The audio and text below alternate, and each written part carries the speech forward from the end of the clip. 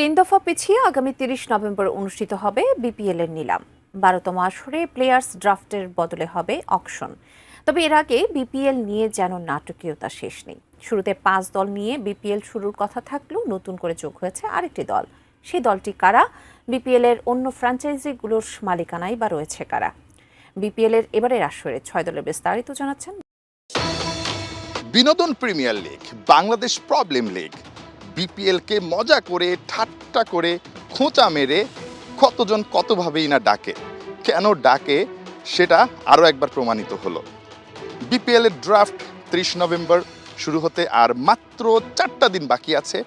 ঠিক ৪ দিন আগে হঠাৎ করেই বিসিবির টনক নড়েছে।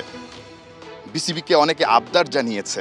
ঠিক এই সময়টা অর্থাৎ একেবারে শেষ মুহূর্তে এসে বিসিবির মনে হয়েছে বা বিপিএল গভর্নিং কাউন্সিলের মনে হয়েছে একটা দল কম পড়ে গেছে, বিপিএলটা হওয়া উচিত ৬টা দল নিয়ে। অথচ কয়েকটা দিন আগেই যখন কিনা অনেক যাচাই বাছাই, অনেক পরীক্ষা নিরীক্ষা, জিরো টলারেন্স, এত কিছুর সুর তুলে 5টা দলকে চূড়ান্ত করেছিল এই বিসিবি, তখন কিন্তু তারা বলেছিল একটা দল বাড়ানোর আর কোনো সুযোগ নেই।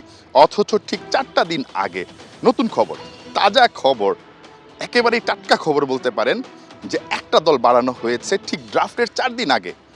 ভাবা যায়, এজন্যই বিপিএলকে সবাই ঠাট্টা করে মজা করে এই ধরনের নামে ডাকে। আসলে খুব যুক্তিসঙ্গত কারণ। এখন কথা হচ্ছে কাদেরকে দায়িত্বটা দেয়া হচ্ছে। যে প্রতিষ্ঠানটার নাম এতদিন ধরে আপনারা শুনছিলেন, দেশ ট্রাভেলস, যারা কিনা শুরুতে এসেছিল এবং 2 কোটি টাকার যে ব্যাংক গ্যারান্টি বা 2 কোটি টাকা যে ব্যাংক পে অর্ডার দেওয়ার কথা ছিল সেটা তারা দিতে পারেনি সময় মতো, যার কারণে তাদেরকে শুরুতে কিন্তু ওই বাতিলের খাতায় ফেলে দিয়েছিল বিসিবি।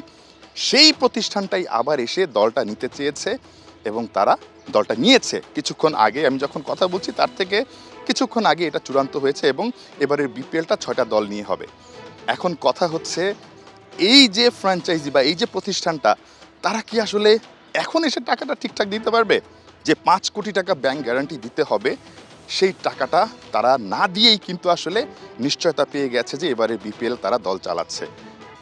এই 5 কোটি টাকা দেওয়ার জন্য নতুন করে তারা আবার বৃহস্পতিবার পর্যন্ত সময় পেয়েছে বা সময় চেয়েছে এবং বিসিবি সেটা মঞ্জুর করেছে। অর্থাৎ সময়টা কিন্তু হাতে একেবারেই অল্প। যখন বৃহস্পতিবার, তখন কিন্তু আসলে বিপিএলের যেই ড্রাফটটা, সেই ড্রাফটটা থেকে আর মাত্র 2টা দিন, অর্থাৎ শুক্র শনিবার সময় থাকে, 2টা দিন পেছনে থাকবে তারা। যদি ওই সময়টায় কোনো কারণে টাকাটা না দিতে পারে, তখন তো আবার নতুন করে জটিলতা তৈরি হবে। বিপিএলের ড্রাফটটা কি তখন ঠিকঠাকভাবে হবে? বিপিএলটা কি পিছিয়ে দেওয়া হবে? সেই শঙ্কা কিন্তু থেকেই যায়। যতটুকু জানা গেছে, যদি কোনো কারণে দেশ ট্রাভেলস ওই যে 5 কোটি টাকার যেই ব্যাংক গ্যারান্টি, সেটা যদি তারা না দিতে পারে, তখন আবার বিসিবি এই দলটা টেক ওভার করবে। অর্থাৎ তখন বিসিবি আসলে বিপিএল এই নতুন দলটা চালাবে। এখন দেশ ট্রাভেলস আসলে কোন দলটা চালাতে চাইছে? তারা নোয়াখালীর দলটা নিতে চাইছে, যে আলোচনাটা গত কয়েকদিন ধরে চলছিল যে নোয়াখালী এক্সপ্রেস নামে যে দলটা, সেই দলটাই তারা দিতে চাচ্ছে এবং তারা সেই দলটাই পেয়েছে। সোফার এখন পর্যন্ত বলা যায় পেয়েছে, বাট ওই যে 2 দিন পরে বা 3 দিন পরে কি হবে এটা বলা খুবই কঠিন।